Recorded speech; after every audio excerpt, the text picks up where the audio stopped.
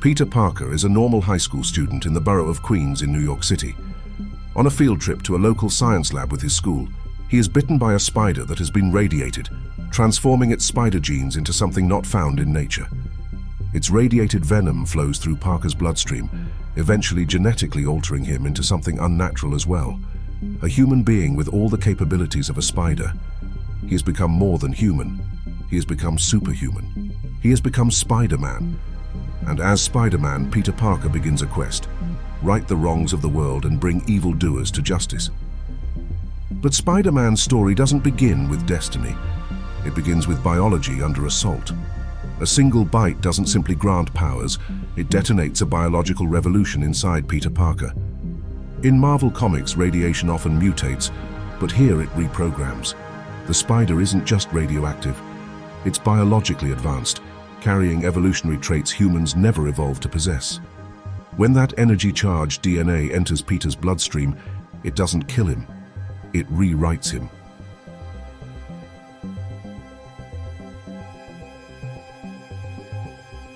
When most of us think of radiation, we imagine destruction.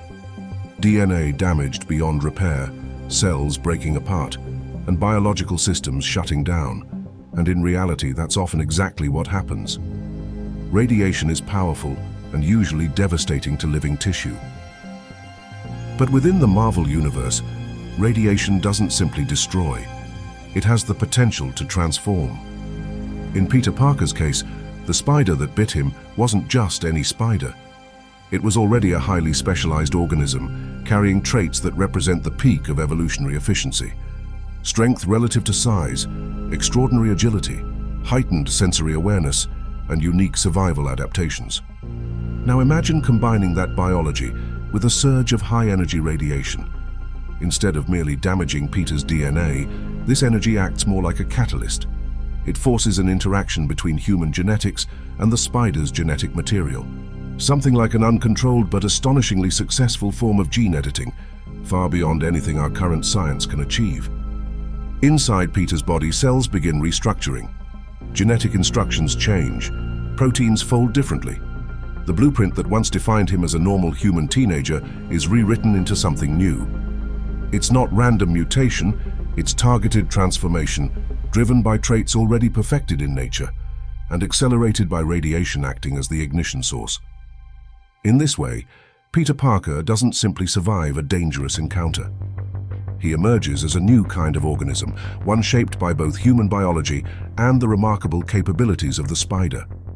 Radiation in this extraordinary case is not the end of life, but the beginning of something entirely unprecedented.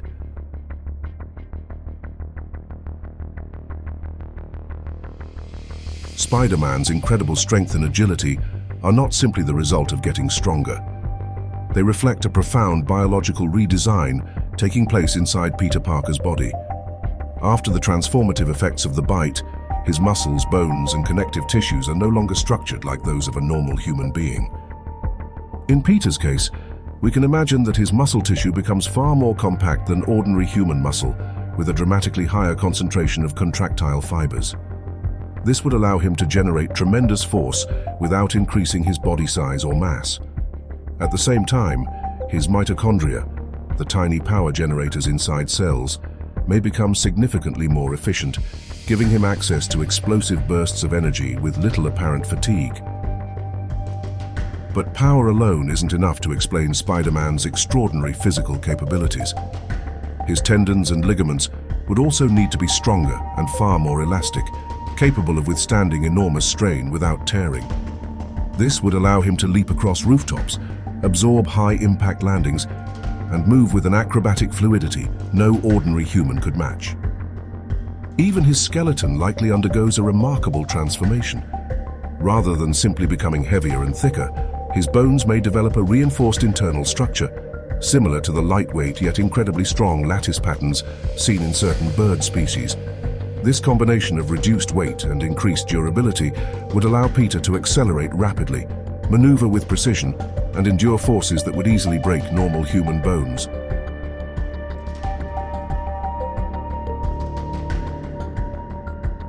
Spider-Man's extraordinary agility and precision aren't driven by strength alone. They depend on something far more sophisticated, a nervous system that has been fundamentally upgraded.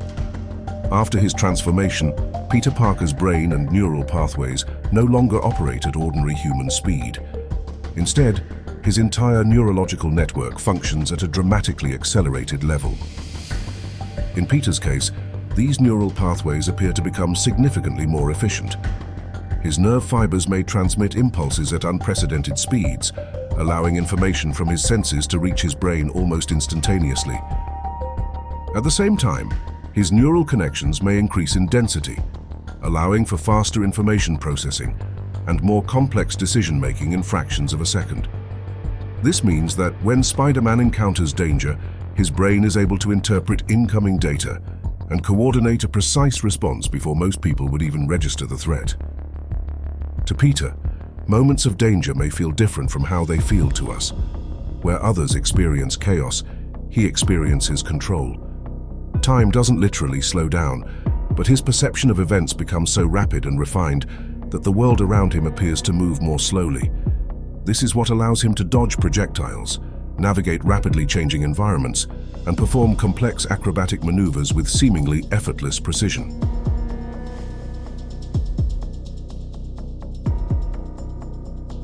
Among Spider-Man's many remarkable abilities, his capacity to cling to and effortlessly scale vertical surfaces is one of the most visually striking. Yet beneath its seemingly fantastical nature lies a foundation rooted in real-world science. In the animal kingdom, creatures like spiders and geckos are able to cling to smooth surfaces using millions of microscopic hair-like structures on their feet. These structures dramatically increase surface contact, allowing tiny molecular attractive forces known as van der Waals to take effect. Individually, these forces are extremely weak, but when multiplied across countless microscopic contact points, they become powerful enough to support entire body weight, even upside down. We can imagine a similar adaptation taking place within Peter Parker's body.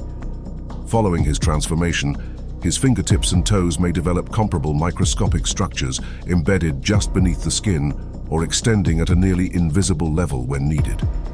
These structures would enable him to form temporary molecular bonds with surfaces, creating adhesion strong enough to support intense physical movement while still allowing him to release instantly when necessary. Spider-Man isn't simply sticking to walls, he is actively engaging and disengaging this adhesion with precision.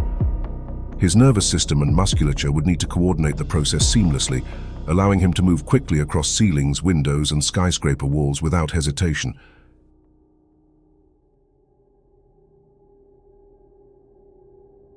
Perhaps the most mysterious of Spider-Man's abilities is his so-called spider sense, a near-instant warning system that alerts him to danger before it fully unfolds. In the natural world, many animals possess sensory capabilities that far exceed human limits. Certain species can detect faint vibrations in the air, subtle shifts in pressure, or minute changes in their environment that signal approaching threats. Spiders themselves rely on extremely sensitive hairs and receptors to interpret vibrations through their webs, effectively allowing them to feel danger rather than see it directly. Peter Parker's nervous system may become capable of processing multiple environmental signals simultaneously. Tiny variations in sound, motion, air movement, and even electromagnetic disturbances. While any single cue might be imperceptible on its own, Peter's upgraded brain could rapidly combine and interpret these inputs into a clear and urgent warning. It is also possible that his transformation results in the development of an entirely new biological sense, one that does not exist within normal human anatomy. This hypothetical sensory organ could function as a kind of multi-directional threat detector, constantly monitoring his surroundings. Rather than consciously analyzing danger, Peter simply feels it, experiencing it as an instinctive and immediate reaction. To an outside observer, this ability resembles precognition, but from a scientific perspective, it may instead represent sensory perception operating at an extraordinary level. Spider-Man's body isn't predicting the future, it is reading the present with such precision that danger reveals itself before it becomes obvious to anyone else. In this way, Spider-Man's spider sense acts as a biological early warning system, granting him awareness, survivability, and a constant edge in a world full of unpredictable threats.